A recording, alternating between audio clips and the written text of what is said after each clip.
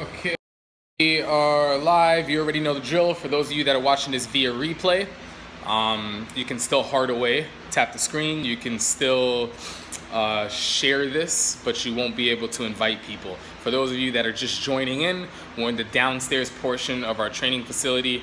We're going to show you a new board and train that we've actually never done anything on with before. This guy is a guy that arrived to us yesterday. His name is Gerry.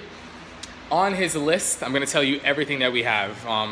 He is very, very strong on the leash, is a redirect bite risk, leash reactive to human and dogs, has bitten the owners, got into a fight at a dog park where a dog actually attacked him. The owner's been nervous to kind of do anything around dogs since, because if he sees dogs, he goes nuts when he sees them. As strong, big, and bad as he is, even though he did lunge even at the male owner during the drop-off yesterday, and did lunge him. He came in on a muzzle. He has marks on his nose from that.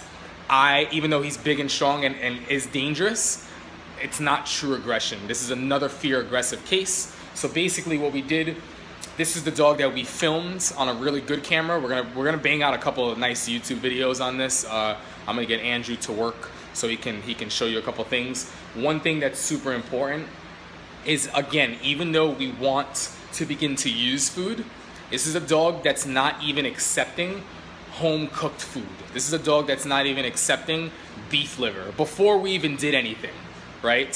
So that doesn't mean that positive reinforcement isn't working. It's just we're not at a point where it's of value to us yet in the program. So what we're doing is the only way he eats is going to be through us. Jen is going to film this. He has a big issue with going in and out of the crate, throws a fit, will lunge at the owner and stuff. So the first thing they did, can you shut that off if it's going to make that noise? The first thing that we did was we pulled the crate out. We showed you upstairs. We did leash pressure stuff, got him really good. I'm going to talk about the important stuff that even dog trainers miss in leash pressure. You're going to see that on our YouTube video. We're going to edit that stuff. And then we did some crate work, how we got him in and out of the crate, which was craziness the first attempt, and then it got smoothed out. Now we're going to show him going in and out of the crate freely. He went from not wanting to go into the crate to now preferring to be in the crate and being nervous to come out and stuff. So that's what we're going to build, and we're going to shape up and all that. So Jen is going to record this. I'm going to flop this out really quickly. Swap this out. That's his crate right there. We've removed his water. The hearts are flowing. This is Gerry. I'm going to post about him on Facebook and Instagram. We're at a point where he's only had one little minor explosion redirect last night on the walk, where he felt a little bit of leash pressure and didn't know what to do. No, the yummy food is his food that he came with. Yeah. Okay, they see it already? No, she was asking because you said that he's not even taking like chicken. Oh, yeah. So this is like his homemade food. So I want to get him into a rhythm before we switch him to kibble, where you can do more rapid fire work. This is a little messy and sloppy, but he's not accepting like the good stuff. He's definitely not going to accept the kibble. So if I can speed up the process a little and get him like really thinking, then we're going to be in good shape. So this is a dog that last night wouldn't even do this, wouldn't even do this, all this soft stuff, and I emphasize like showing you where it is. He tried, and dogs are gonna test. They're gonna go, okay, well, this is what works with mom and dad. What happens if I do this? And then I showed him. He tried to throw a little tantrum. I addressed that, and that was all we saw. Everything else has been relatively calm, relatively nervous, relatively scared. One little issue yesterday where he tried to growl in here. So the two issues happened yesterday when he arrived. We haven't seen anything like that today. Just more nervous and unsure. And how are things supposed to work here? Is this okay? Is that okay? And believe it or not, that's exactly what I want. So no, he's not on an e-collar yet. What we're gonna do? No, we don't start any dogs on e-collar until they know what they're doing, right? We're gonna get him in, which he does really, really easy. We're gonna get him out. Come on. Which he does not too bad, right? I'm gonna get him right here. I'm gonna SIT him. Really good, bud. Great. And then I'm gonna do what I do to get him in. So he goes in and out of the crate very, very freely. There's no resistance. He's not enthusiastic about it yet, but this is how we're gonna get him enthusiastic. Come on, bud. So a little bit of leash pressure, good boy. Right here. So what you're seeing is a dog where the aggression This is the thing, even though he's acting aggressively, he's more nervous, and acting that way has worked for him, which is why he does it. He's not actually an aggressive dog. That's important to know. This is more of who he is. Yes, he just figured something out that's, and tell him questions we'll answer later. He just figured something out that worked for him. So what I want to do is I want to show you guys the reason for this scope is I want to show you guys the stuff that people don't want to show in the beginning. When you have a dog that is just figuring it out, when you have something that can easily get taken out of context, where a dog is unsure and nervous and they go, well, that must be the method or stuff. He just came yesterday, right? So this is like more of who he is. So usually you'll see the nonsense in the beginning, then you'll see the after, and people are like, oh my gosh, how did that happen? This is what it looks like. So we have a little bit of food here, a little bit of chicken. What I'm gonna do is I'm gonna get him in the crate. He's gonna go in, and then I'm going to, yes. He's smelling, he's way more curious than he has been. But you can see this is actual chicken, he still doesn't want this. He actually might want it, he's just expecting it somewhere different. So here's the trick. This is how he's gonna eat. Once he figures out, wait a minute, when you say crate, I go in there and then you say that yes word, I can run out and I can get that food, and this is how I eat my meals, the food bowls, I'm not gonna come down there, I'm not gonna be able to get possessive of it, I'm not gonna guard, this is how we eat here? Cool, well thanks for letting me know. But this is what we're gonna do. So this is one way. Great. Good job, buddy. Yes. Really good, so good. You can see here, there's a little bit of smelling. It looks like he might take it almost a little bit of a lick, but he's less nervous than he was before. Before I would show him food, and he literally would turn away. And I might have gotten that on camera, I'm not sure, upstairs. Did I? Yeah, I might have gotten on a film where he's like, yeah, I'm not interested. Does that mean that food doesn't work? No, that means that's more of a barometer that lets you know, hey, that lets you know where he is here. Because dogs can't actually speak to you. They speak through their body. They speak through their mannerisms and stuff. So he's telling me, hey, I'm starting to do better, but I'm really still not comfortable. He's not eating food. So that's all that is for me. It doesn't mean that this doesn't work. It means that he's not where he needs to be yet. So we work him through. This is how we build the confidence. He might not even accept food in this scope. The whole point of this scope was to show you that sometimes it doesn't happen, but guess what? This is how we're going to practice getting him to eat. Once he starts accepting food here, we're going to stick to this. Then we're going to take the markers, good, yes, and no. I did a periscope on markers and how we use them. Watch that on catch.me. We're going to take those markers, then we're going to apply it to place. Then when he gets really good at that, we're going to take those markers, we're going to apply it to eye contact. We're going to take those markers, we're going to apply it to here.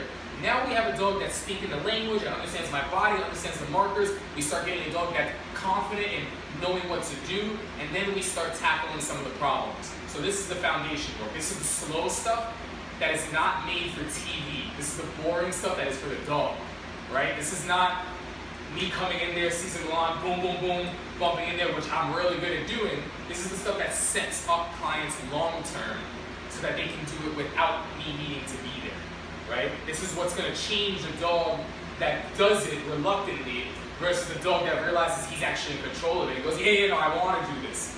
He knows when we do this, when I open up the crate, when I grab the leash and the prong, he goes, oh, it's time to work, what are we gonna do today? That's what we're gonna eventually get. But it doesn't come, the dog doesn't know that right away. You have to work with that, right? So, come on, buddy. Great. Good job. Good boy. Yes. So good.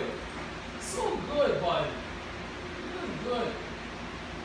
And he's getting more and more curious, smelling more and more, which is a great sign. He might not eat. And another thing I can do is I don't have to spend an hour doing this. I'll try this 2 more times, and then I'll put the food away and we'll come back to it, not in an hour, not in 2 hours, we'll come back to it for dinner, right? That's the way to do it. Don't feel bad. When he's hungry, he's a healthy dog, he's not gonna starve. He'll go, hey man, you're not asking me for much. You're not really trying to throw me through a flaming hoop. I don't have to swim across the river, come back, do 10 backflips just to get food. You're just asking me to go in the crate and go out. I guess I can take food. Oh, that's not that bad, pretty cool. And then you start to build the relationship, right? So that's important, especially in the early stages.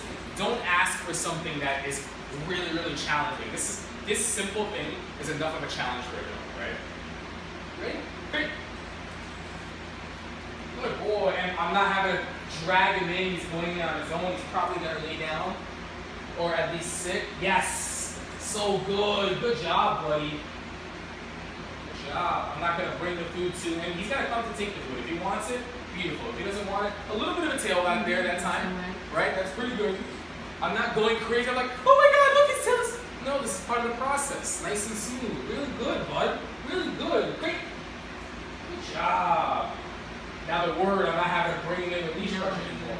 Look at that. So I see other signs how the dog's getting more comfortable. That's another barometer. Before he would go in there before he wouldn't go in, then he goes in there reluctantly, then he's like standing there awkward. Next he was kind of sitting down. This time he went in and he laid down. Little things like that. I notice, right? Yes. Good job, bud. So good. So good. Want some of that?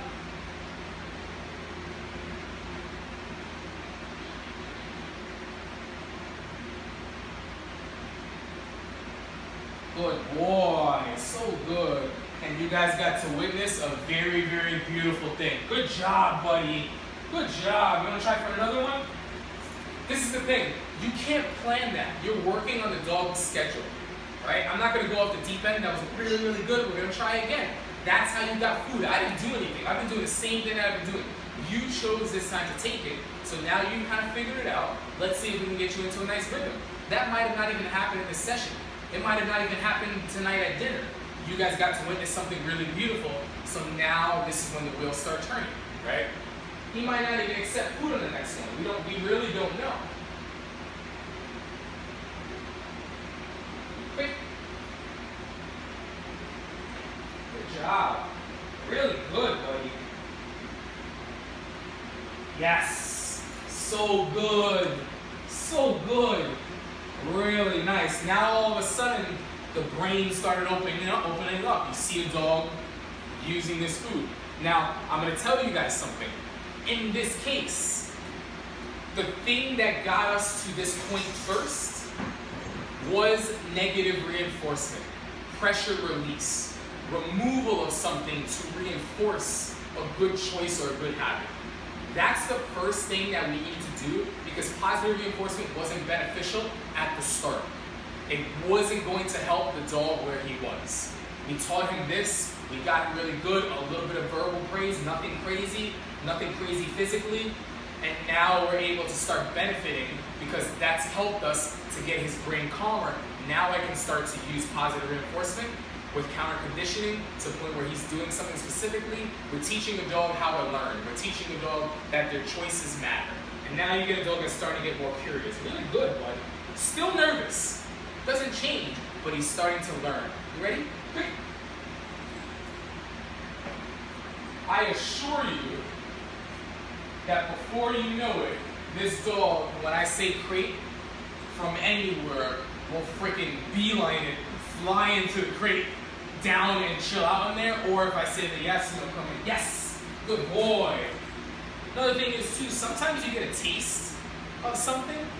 Good job, bud. You can take that, go ahead. So this time it's a little bit of rice and peas, so he's kind of trying to lick that. I'm trying to cup my hand so that he actually grabs it a bit, because the licking is going to get kind of sloppy. We know that from Brody and a couple other dogs, right? Look at me now. So that time he licked a bit. He's not really kind of grabbing. Yeah.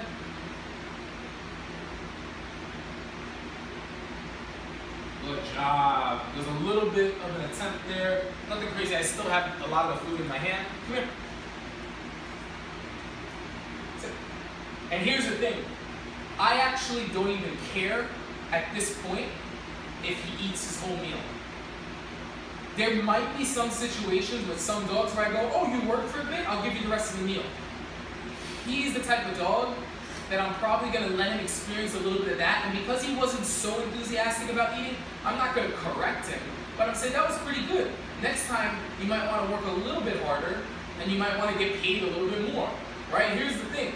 I don't get paid unless I come to work. That's the way the world works. Right? People that don't work for money, that let's say hunt, they don't get fed unless they get out there and they hunt. So we're just teaching him his choices matter. We're trying to teach better habits. he might eat a little bit and go, I'm not really that hungry right now. Next time I come, oh, this is my opportunity to eat. I remember this. You know what? I want to do this more. And you start getting a dog that's a little bit enthusiastic. Then you take that state of mind and you apply it to other things, and you start to get a more confident dog because he's aware that his choices matter and that he has a say in the matter. That's important. Great. Good job, buddy. This is a dog that the owner said she used to be able to get in the crate. Nope. My first nope. Good. Nope. Now he wants to come out, right? And that's something. So Jen's got to see him not wanting to go in the crate, then learning to go in the crate, then not wanting to come out, to now a dog that wants to come out. But the owner went from being able to put him in the crate to then him getting resistant and defiant, where he would snap, he would lunge, he would refuse, and then she would stop. And the dog goes, holy cow, you mean if I act like that, I don't have to do things that you say? Awesome, I didn't know that that worked. So now this dog is going in with me just saying the word in a day. Yes. And he's also learning his marker words for the first time. Right here, you're seeing it. Good boy, that time he ate the chicken. Very nice, buddy. Very nice. Really good. Another thing that I might consider is I might decide, you know what? That was pretty good. I like how you came out and you ate that a little bit easier. What if I want to get a big bowl in your stomach to stretch that stomach out so you remember what it's like to eat? So that way next time if I don't put the bowl down and I work, you want it more. So sometimes by giving them a nice meal, their stomach, it's like Thanksgiving. You know, when you eat a whole bunch, you can go to sleep for an hour and you wake up like you're starving, like you haven't eaten in like a year, because your stomach is stretched. When dogs don't eat for a while, they don't really have that same desire. So sometimes I might even choose, I might say, quick. And this could be something that sets you back later. I'm gonna get into that in a minute. Yes, good boy. This could be something that sets me back where he eats this bowl and he thinks that the pattern is, so you're gonna try that hand stuff, but if I hold out, you're gonna get the bowl later. If I start to see that he's not really working for my hand, I won't do this again. So this is an experiment. I might try this, see where it is. You realize he still made that choice, and then that's how he got the bowl. But if he's not really working for my hand, that's not gonna help me. So if I see that that happens, we're gonna abandon the bowl, we're gonna do the same thing, and you're only gonna eat from the hand. He might be a dog where it doesn't matter. He'll eat from my hand and eat from the bowl after. If that's the case, then I can continue to like work him a little bit and give him a grand payoff at the end. You have to know where the dog is to see what you're going to use and how you're going to do it. It's really, really important, right? So now what I'll do as he's eating, I'll take some questions. If you can read them to me, just because my hands are sloppy right now. If you guys have questions, how many people we have in the room right now? 32. 32? How many hearts are we seeing? Lots of hearts. You sure? How many colors you got there? Count them. I will end this scope if there's not a lot of hearts. It's like, I don't know, there's like does it look like a gay different pride? It's a rainbow. It's a gay pride rainbow. Yes. Does it look like a Coldplay concert? All right, all right. Okay, cool. So, good job, bud. Now, another thing I have to be mindful of, I know you're going to read the question in a second, my pressure. I don't really want to challenge him right here. That was enough of a challenge. I know he has possessive tendencies. I don't want to challenge him yet. It does not mean that I want to avoid challenge. Believe me, I want to challenge certain things. But this was my 100% for today, or for this exercise. Know your 100%. This is my perfect. I'm going to end on this note. All right, well, answers. No questions? If you guys have questions, ask away. Or maybe you like what you see, I appreciate it, and we'll end the scope. So I said, how are you going to switch him over to kibble?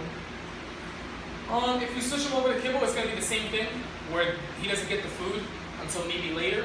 But the benefit of the kibble is that it's less sloppy. I can actually hold it more comfortably in my hand. This is really like gooey, and it's not ideal for practicing repetition. So what we'll do is we'll go through the same concept with working him for some kibble. Eventually he might miss a meal or two and then go, you know what, I'll eat that, and then get him really working, then we'll give him his food after. Is there a benefit to the kennels being up on a platform? Nah, that's just space-wise. Believe it, we built that and extended it out just because there's a heat pipe that runs along all the way in the back, and it would have been a waste of space, so it's just valuing the space. Because we have crates here, you can show that. That's on the floor. You go into the other crate room and show them that. What do you do if he's not responding to a command? There you go. If he's not responding to a command, like what? Like like a sit or something. Well, the thing is, I can't ask for commands unless I know that he knows how to do it. So I want to teach it. I'm not going to correct anything unless you know how to be successful to it prior. The only thing that I might correct without you knowing what to do is something that is an absolute necessity, that cannot be allowed. But I'm not going to correct for that, I'm going to teach. So you work for the food, you teach a dog that he gets something or doesn't get it. There has to be something of value. There's nothing of value just yet. You work to kind of create that, right?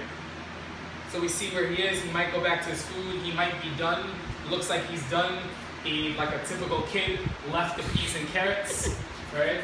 So that's that. What I'm going to do now is I'm going to, Someone right said, here. is it okay to introduce an e-collar in cold weather? Is there something different that has to be done? In cold weather? Yeah. Nah, doesn't matter. Hot weather, cold weather, water, dry, that doesn't matter.